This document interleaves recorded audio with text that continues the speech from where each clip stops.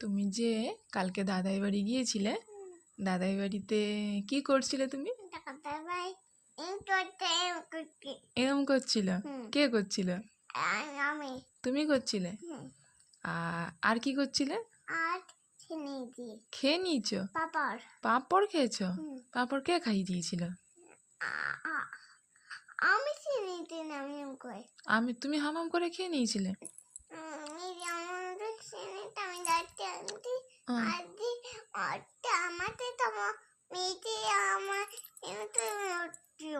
ও তুমি সবাই খেয়ে নিয়েছিলে পাঁপড়?